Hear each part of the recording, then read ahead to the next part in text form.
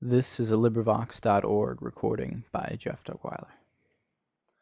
Thus Spake Zarathustra by Friedrich Nietzsche, translated by Thomas Common.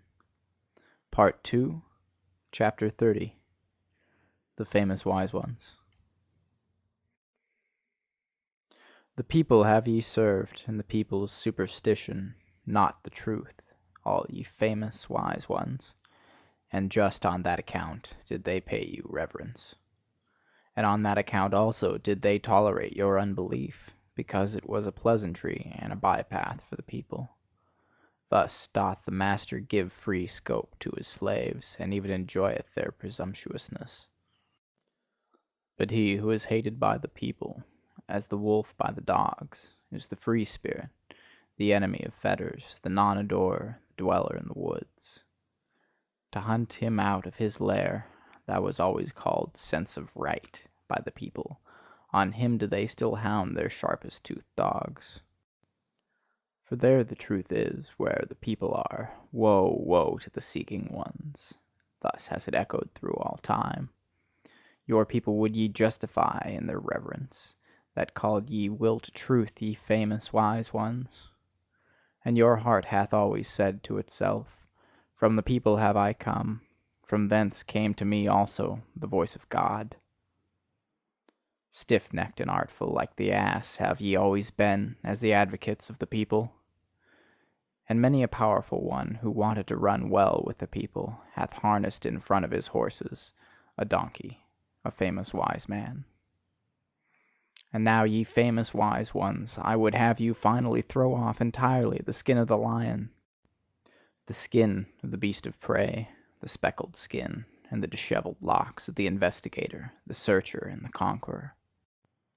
Ah, for me to learn to believe in your conscientiousness, ye would first have to break your venerating will. Conscientious, so call I him who goeth into God-forsaken wildernesses, and hath broken his venerating heart. In the yellow sands and burnt by the sun, he doubtless peereth thirstily at the isles rich in fountains, where life reposeth under shady trees. But his thirst doth not persuade him to become like those comfortable ones. For where there are oases, there are also idols. Hungry, fierce, lonesome, God-forsaken, so doth the lion will wish itself. Free from the happiness of slaves, redeemed from deities and adorations, fearless and fear-inspiring, grand and lonesome, so is the will of the conscientious. In the wilderness have ever dwelt the conscientious, the free spirits, as lords of the wilderness. But in the cities dwell the well-foddered, famous wise ones, the drought beasts. For always do they draw as asses the people's carts.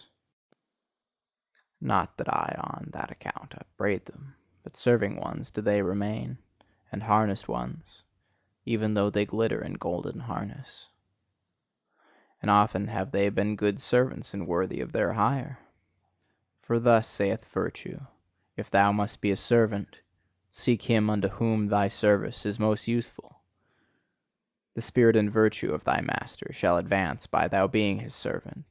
Thus wilt thou thyself advance with his spirit and virtue. And verily, ye famous wise ones, ye servants of the people, ye yourselves have advanced with the people's spirit and virtue, and the people by you. To your honour do I say it. But the people ye remain for me, even with your virtues, the people with purblind eyes, the people who know not what spirit is. Spirit is life, which itself cutteth into life. By its own torture doth it increase its own knowledge. Did ye know that before? And the spirit's happiness is this: to be anointed and consecrated with tears, as a sacrificial victim. Did ye know that before? And the blindness of the blind one, and his seeking and groping, shall yet testify to the power of the sun into which he hath gazed. Did ye know that before? And with mountains shall the discerning one learn to build. It is a small thing for the spirit to remove mountains. Did ye know that before? Ye know only the sparks of the spirit, but ye do not see the anvil which it is, and the cruelty of its hammer. Verily, ye know not the spirit's pride, but still less could ye endure the spirit's humility, should it ever want to speak. And never yet could ye cast your spirit into a pit of snow: ye are not hot enough for that. Thus are ye unaware also of the delight of its coldness. In all respects, however, ye make too familiar with the spirit, and out of wisdom have ye often made an almshouse and a hospital for bad poets.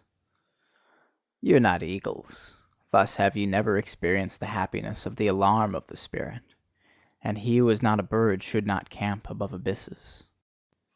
Ye seem to me lukewarm ones, but coldly floweth all deep knowledge.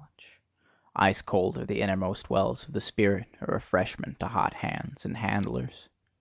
Respectable do ye there stand, and stiff and with straight backs, ye famous wise ones. No strong wind or will impelleth you. Have ye ne'er seen a sail crossing the sea, rounded and inflated, and trembling with the violence of the wind?